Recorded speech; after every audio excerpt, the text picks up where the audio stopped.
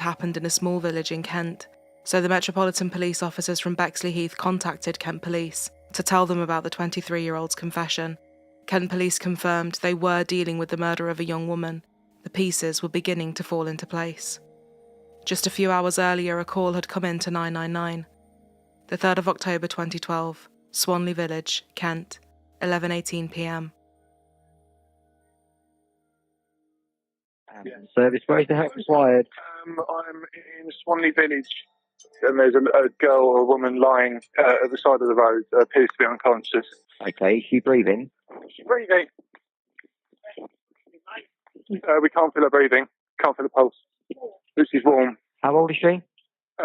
We don't know if she's face down, and we don't really want to move her in case. Right. Right, listen, no, I'm telling you to move her now. Roll her onto her back for me. Move her, roll her onto her back, roll her onto her back. Keep going, alright, keep going, and do not stop until I tell you. Keep doing this until help arrives. So you said that she's bleeding from the head? Yeah. Okay. You say she's bleeding from her neck? Yeah. Blood everywhere. Alright, we're not too far away. We're actually just coming into Swanley now, alright? Okay, thank you. Down until the ambulance person takes over. Okay, thank you. Thank you. Bye-bye. As soon as the paramedics arrived on scene, they took over CPR and continued to fight to save the life of the young woman, despite their best efforts and those of the group who had found her.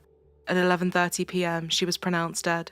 They needed to work out who she was and alert her loved ones as soon as possible. Swanley Village was small and news was bound to travel fast. It was home to only a few hundred people, so they needed to make sure that they spoke to her family before anyone else did. This was made harder as she had no identification on her.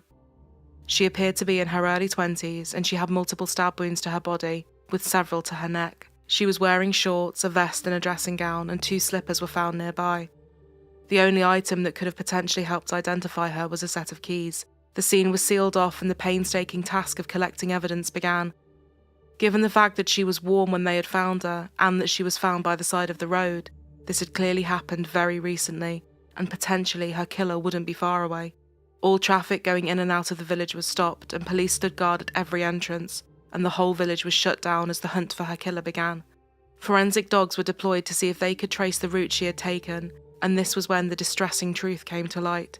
The dogs did not lead them back to a property, they led them to the middle of an isolated road. This meant that this was likely where the attack had started, but how had she got to this spot? She had either been walking home, or been taken there in a vehicle. She had clearly made an attempt to flee from her attacker, as there was a trail of blood that stretched 148 metres, 485 feet, from the first blood spot to where she was found. The pattern appeared to zigzag across the road, showing that she had been staggering from side to side. As the sun began to rise over Swanley Village, this morning was a very different one. For a close and peaceful community having their village full of police and searches being conducted, with no real idea as to what had happened, it was deeply unnerving and upsetting, and just a few miles away, a family's life was about to change forever. Adele Jarvis had woken up at around 6:20 a.m. As she walked to the bathroom, she passed her daughter Natalie's room. Natalie wasn't there. She went down and told her husband, Natalie's father Mark, that their daughter wasn't in her room. He told her not to worry, she had probably stayed at her sister Gemma's or at one of her friends. He reassured Adele that Natalie was 23 years old and responsible and was probably okay. But Adele wasn't convinced, so she rang 999. She told the operator that her daughter would not have upped and left or run away. She said she had gone out the previous evening in her dressing gown and pyjamas, after a man she had been seeing had arrived to pick her up in his red Renault Clio. She was worried that the pair of them had potentially been in a road traffic collision. The operator asked her to confirm the details of her daughter's appearance, and straight away an officer was sent to the Jarvis house to talk to them about the developments and what had been found during the night. At 7:30 a.m, an officer knocked at the door and was let in by Mark. It was then they heard the news that is every parent's worst nightmare. A body had been found, and they believed it was that of their child. They also confirmed that this wasn't an accident. This was a murder inquiry. And they had someone in custody, 23-year-old Adam Wheelahan. Adele and Mark were absolutely stunned.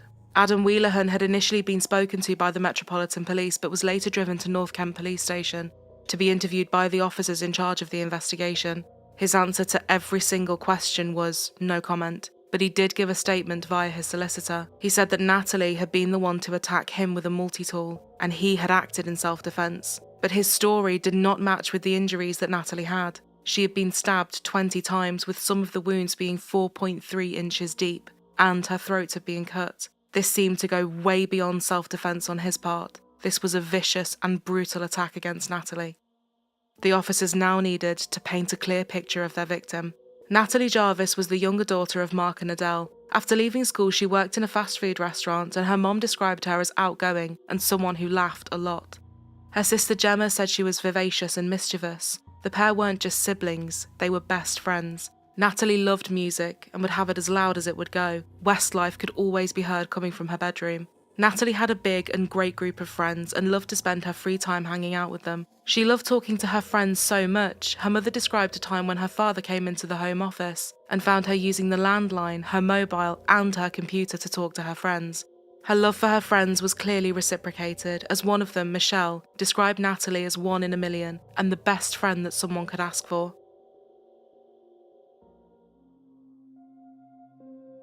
As news began to spread about what had happened, the community couldn't believe it, with one person saying they had never ever seen anything like this in their 20 years of being in the area. And for her friends, the news was devastating. Natalie's friend Michelle received a call asking if she was okay. Michelle, somewhat confused, said she was fine and asked why. The friend said that there had been a body found in Swanley Village. It was Natalie's body. Michelle immediately called Natalie and asked her to get in touch and confirm that she was okay, and that this was just one big misunderstanding, but it soon became clear that it wasn't. Michelle and the rest of Natalie's friends were in shock and completely devastated. Michelle decided to go down to the scene but was told they wouldn't be able to go any further because of the police cordon and the forensics examinations being carried out. So they sat on the curb and waited, but before long they were told to move back further as they were now going to remove the body. As the private ambulance drove past, it was the realisation of everyone's worst fears. Mark and Adele had to wait 2 days before they could identify their daughter's body. My brother-in-law says he will never forget my scream. We weren't allowed to touch her, we had to look at her through glass. But in the end they let us in the room because we were so distraught, and we were only allowed to kiss her face, Adele said. Mark added the pain was off the scale. Men like to think that they're hard as nails and can deal with anything. But when the curtain comes back, I felt physically sick. I turned away and then I was on my hands and knees in the toilet, retching, and I could hear Adele's screams. I've always fought for my family, but I just couldn't do anything. I've never felt so worthless in all my life. One thing the officers knew was that when Natalie left the house that night, she had taken her phone with her, but it wasn't near her body. So, where was it? After getting a specialist search team on the case, her phone was found thrown into a bush. The phone had been damaged, and they needed to ascertain whether it had been damaged when it was thrown, or if it had been damaged deliberately. After Adam was arrested, his clothes were seized and samples of his DNA were taken, as were swabs of the blood on his hands and face. And the more they began to piece this difficult case together, the more disturbing it all became. Adam and Natalie had met in a pub in the summer of 2008 via mutual friends. Natalie had been in a long-term relationship which ended in 2012, but this new spark with Adam was exciting. I was happy for her because she had been in a very dark place. This man had come into her life and appeared to be putting some happiness back into it, her mom said. She didn't want to put a label on it, but she wasn't seeing anybody else and they were in a sexual relationship. They ate out and went to the cinema, doing everything a normal couple did, she added. But behind her back, Adam was exceptionally cruel to his friends about Natalie, making fun of her weight, her appearance, and being derogatory and rude. Now that they understood how the pair knew each other, the police then began to piece together exactly what had happened that day. Natalie had been working, but due to it being a quieter shift, she was able to leave an hour early and be home by 10 o'clock. She told her mom that Adam was picking her up as they were going to arrange to go to the cinema the next day. Due to her shift pattern, she would usually go out whenever she finished, and after jumping in the shower, she went outside in her dressing gown and pyjamas to meet Adam. Adam was adamant that she had been the one to attack him, and although his story seemed implausible, given the nature of Natalie's injuries, they decided to look at surveillance footage to track his movements on the night of her death. He had been to the pub with a friend called Tom, and at 6 p.m. the day after Adam was arrested, Tom was also questioned by the police. He said that he had Adam's car keys and mobile phone. He also said that on that night, he had been in the boot of the car. This was a bizarre thing to say. Why on earth had he been in the boot? At first, he said he was there for protection because Adam had told him that Natalie had a load of people who were after him. Then he said it was because Natalie had been saying cruel things about Tom following the death of his father, and he wanted to catch her saying these things in the act. Following the revelation that he had been in the boot of the car, Tom's clothes were sent away for further investigations to see if they had blood on them. If they did, it would mean they would be able to place him close to the scene of the attack. They came back as having no blood on them. Tom was able to give them some more vital information. He told the officers where Adam's car had been left, and the car provided a wealth of vital evidence. There was blood on the steering wheel and a multi-tool on the driver's side door storage. They believed that this was the murder weapon. The evidence didn't stop there. Tracksuit bottoms covered in blood were located, and there was more blood in the boot. It was Natalie's blood. The evidence was strong, but what on earth could have possibly been the motive? Well, according to Adam, Natalie had told him she was pregnant with his child. It was confirmed by the coroner that she was not pregnant, nor were there any signs of recent termination. It is unknown why she would say something like that to him, or if she believed she was pregnant but hadn't had it confirmed. But that would have given him a motive for wanting her out of the picture. His digital footprint also painted a disturbing picture. On the 6th of September 2012, Tom had sent a message to Adam saying, "Just f***ing stab the c*** or something." Adam replied, "Need to, she's a p***." 11 days later, Tom sent Adam a message on Twitter saying, "The end is nigh, JC, the end is nigh." JC meant James Corden, and this was how he would refer to Natalie. On the 19th of September, Adam sent Tom a message saying he was doing JC in tomorrow. 2 days after that message, Tom asked Adam if he'd heard from Natalie. Adam replied, "She is on late on Monday until 11 p.m, so I'll do it then." He later said that it just meant he wanted to talk to her and try and resolve this civilly. At 10:40 p.m. on the 30th of September, Tom sent Adam a message. "Kill anyone tonight?" "No, only in my mind," Adam replied. The day before the killing, he had sent a message to a friend saying, "I couldn't find the place I wanted to do it. Had my knife ready and everything." On the night of Natalie's murder, at 9:41 p.m, he had sent Natalie a message asking to meet, and at 9:46, some of Adam's friends were texting back and forth. His friend Matthew received a text from another friend, Stephen. "He's still with you?" Matthew replied, "Yeah, not for long though." Stephen said, "Fair enough. What you reckon on this?" Matthew said back, "Right now, I hope he does it." Matthew later said he did not remember sending those messages as he was extremely drunk. He would be asked what he thought those messages meant. He replied, that I hope he was going to kill her by the looks of it. After driving around, Natalie realised that the boot warning light was on, not knowing that Tom was in there. She asked Adam to stop the car. He parked up on Button Street and the pair got out. It was here that he launched his attack. After killing her, he met with friends and bought alcohol, and joked about what he had done, even giving one friend banknotes that were soaked in blood. One of the most devastating details was that he bragged about breaking her phone and throwing it away from her as she begged for her mom. Natalie knew she was dying, and she pleaded with him to call Adele. He refused, broke her phone and threw it away. But I have to live with this rage, with this not knowing why.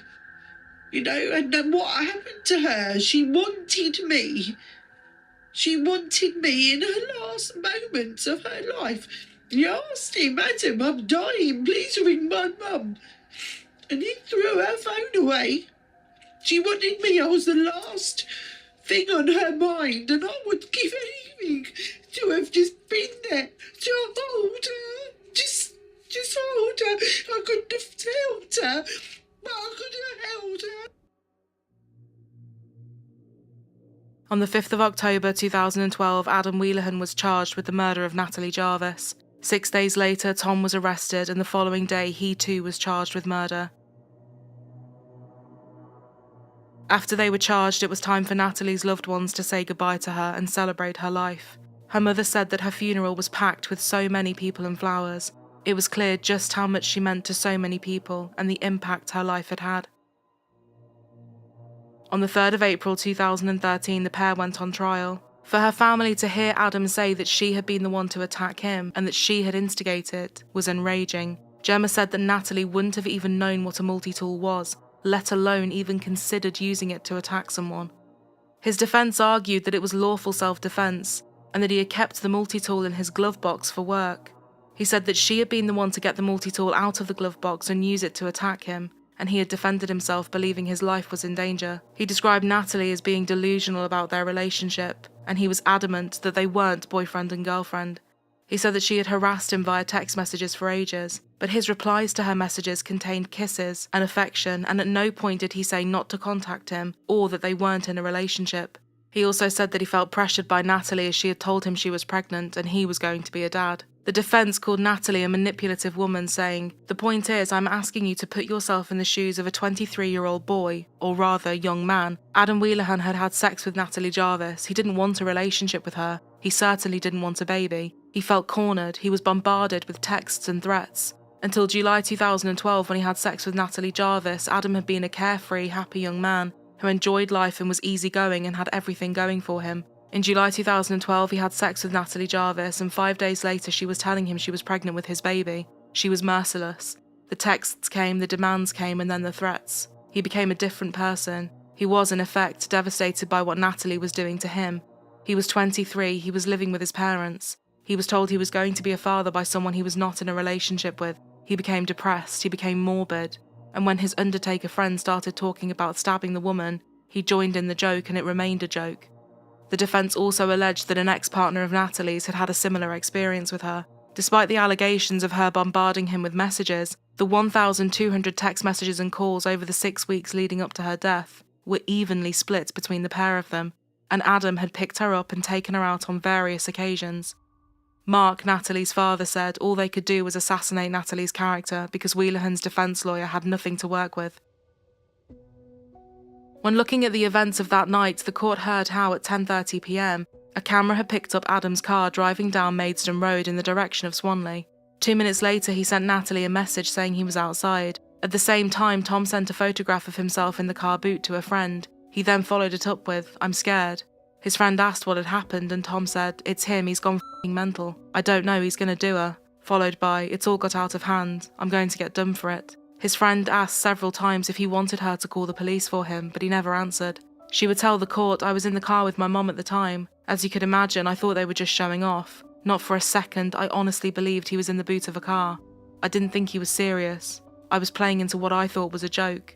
As time ticked by, she continued to grow more concerned, and Tom messaged 3 times in a row saying, "Have you got my number? I'm f***ed." She told the court he said at one point Adam kept saying to him he wanted to kill Natalie. He wanted to get rid of her. Tom would say he said to him, "If I kill her, will you get rid of the body?"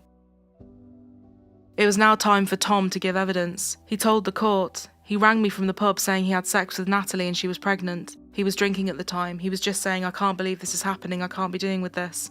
That was the first time that he said he wanted to kill Natalie.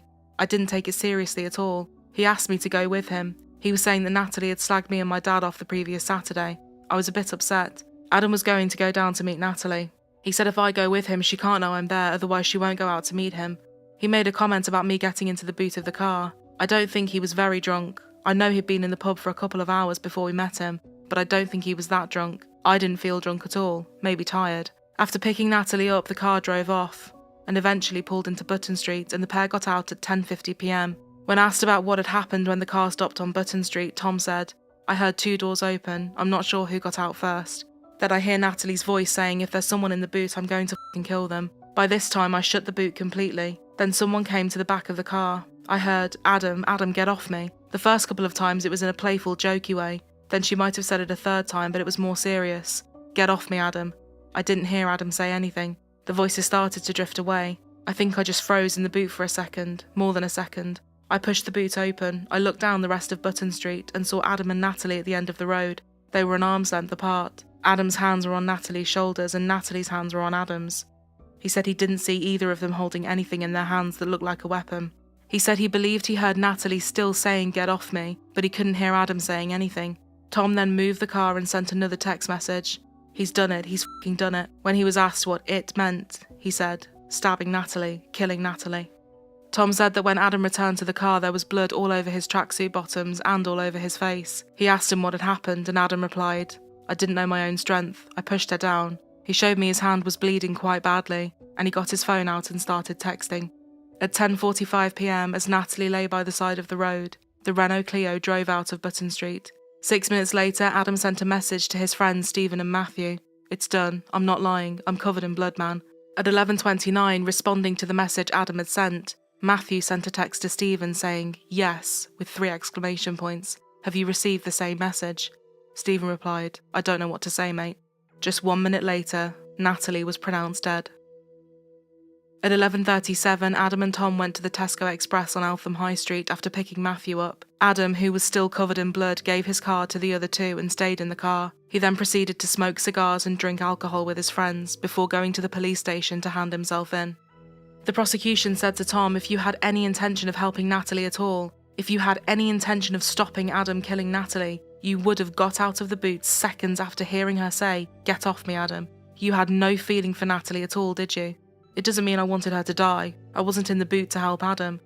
Tom's defence used a report from a psychiatrist that said he could be easily led by people. The doctor said he is the type of person who would find it difficult to say no, particularly to people he felt emotionally close to or dependent on. It was now time for Adam to give evidence in court. I don't know how many times she lunged at me with the multi-tool before I was actually cut. I remember managing to grasp hold of it, and there was a struggle, and the next thing I knew she was crawling on the floor. Natalie was a lot bigger and stronger than me. I was scared. She was trying to hurt me, if not kill me. I was trying to get her off me. I was struggling, and then I don't know what happened then. The prosecution hit back at his claims of self-defence. They argued that he had deliberately got Natalie to come out with the sole intention of killing her, and with Tom being in the boot as the getaway driver. The prosecutor called Adam a cold and calculated executioner. A Home Office pathologist told the court that Natalie's defensive wounds indicated a struggle had taken place, and that she had attempted to grab the blade from him. He then listed off the 24 separate injuries she had suffered. His social media posts and the vile messages that had gone around about Natalie via text message and Twitter were also brought up in the trial. On the 23rd of July 2012, Adam had posted, "It's alright to kill someone these days, isn't it? Think I might just do that." A week later he posted, "How do you do it? #murderousmind." Adam said he hadn't actually meant any of it. For the majority of the trial, Adam sat with his head in his hands and didn't really react to anything, in spite of the horrendous nature of the details and evidence that was coming out. The 24th of April 2013. After a trial lasting 3 weeks, the jury were now told to reach a verdict, and around 4 hours later, they came back. Tom was found not guilty of murder, and he walked free. Adam Wheelahan was found guilty of murder and sentenced to life in prison, with a minimum term of 26 years. The judge said your attack upon her was callous, it was savage, and it was premeditated.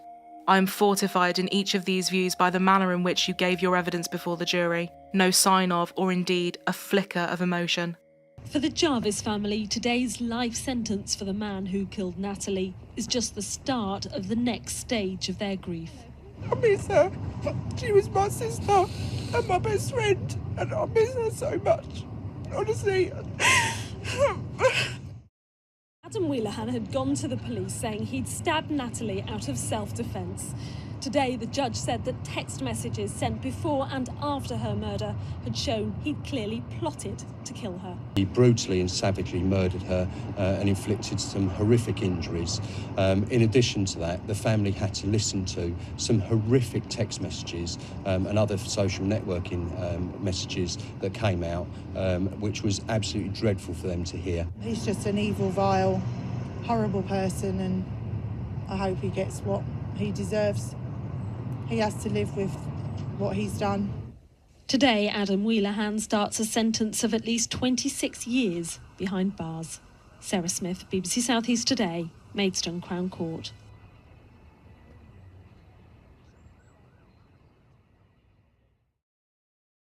Natalie Jarvis was the most amazing person anyone could wish to meet. She was beautiful inside and out. Her smile and laughter were infectious, and the love she had for life and everyone in her life was overwhelming. Everyone who came into contact with our Natalie will always remember the fun she brought to everyone and everything she did. She cared for everyone and always wanted everyone to be happy, smiling and enjoying life to the full, just as she did. Our family has been horrifically ripped apart by the senseless, savage slaughter of the most loving sister and daughter anyone could ask for. Our home and lives are now void of crushing silence without Natalie's insatiable lust for life. Our overriding desire is to know why. We have been denied this because of individuals lying and denigrating Natalie to save their own pathetic skins.